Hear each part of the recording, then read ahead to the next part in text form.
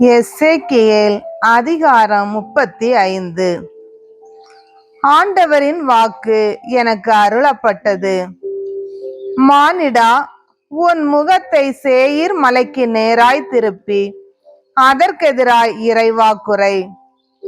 அதற்கு சொல், தலைவராகிய ஆண்டவர் இவ்வாறு கூறுகிறார்: சேயீர் மலையே, நான் உனக்கு எதிராய் இருக்கிறேன்.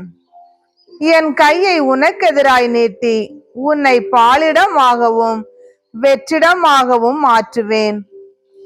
உன் நகர்களை இடிபாடுகளாய் மாற்றுவேன். நீ பாழிடமாய் இருப்பாய். அப்போது நானே ஆண்டவர் என்பதை நீ அறிந்து கொள்வாய். ஏனெனில் முற்கால பகைமையை மனதில் கொண்டு நீ இஸ்ரவேலரை அவர்களின் துன்ப காலத்தில் அவர்களது தண்டனையின் உச்சகட்டத்தில் வாளுக்கு இரையாக்குமாறு கையளித்தாய். எனவே என் மேல் ஆணை, உன்னை இரத்த பழிக்கு கையளிப்பேன். அப்பழி உன்னை தொடரும். நீ இரத்தம் சிந்துதலை வெறுக்காததால் அது உன்னை தொடரும் என்கிறார் தலைவராகிய ஆண்டவர். சேயீர் மலையை பாழிடமாகவும் வெற்றிடமாகவும் மாற்றுவேன். அதன் வழியாய் செல்லும் போக்குவரத்தை நிறுத்துவேன்.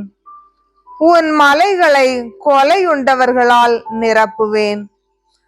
வாளால் கொல்லப்பட்டோர் உன் குன்றுகளிலும் பள்ளத்தாக்குகளிலும் எல்லா ஓடைகளிலும் வீழ்வர்.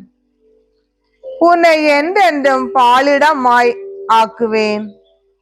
உன் நகரங்கள் குடியேற்று போகும். அப்போது நானே ஆண்டவர் என்பதை அறிந்து கொள்வாய்.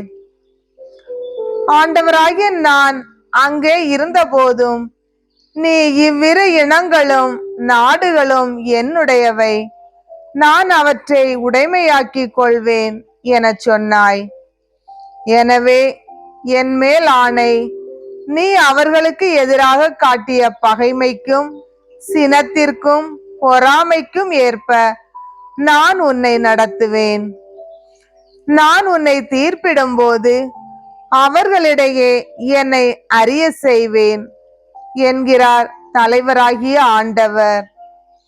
அப்போது நீ இஸ்ரவேலின் மலைகளுக்கு எதிராக சொன்ன எல்லா இழி சொற்களையும் ஆண்டவராகிய நான் கேட்டேன் என அறிந்து கொள்வாய். அவை பாழாக்கப்பட்டு விட்டன, இரையாக தரப்பட்டுள்ளன என்று நீ சொன்னாய். நீ எனக்கெதிராய் பெருமை பாராட்டி உன் வாயினால் எனக்கெதிராய் கட்டுப்பாடற்ற சொற்களை உரைத்தாய். அவற்றை நான் கேட்டேன். எனவே தலைவராகிய ஆண்டவர் இவ்வாறு கூறுகிறார்: உலகு முழுவதும் மகிழ்வடையும்படி நான் உன்னை பாழாக்குவேன். இஸ்ரேல் வீட்டாரின் உரிமை சொத்து பாழாக்கப்படுகையில் நீ மகிழ்வடைந்ததால் நானும் உனக்கு அவ்வாறே நடக்க செய்வேன். சேயீர் மலையும் ஏதோம் முழுவதும் பாழிடமாகும். அப்போது நானே ஆண்டவர் என்பதை அவர்கள் அறிந்து கொள்வர்.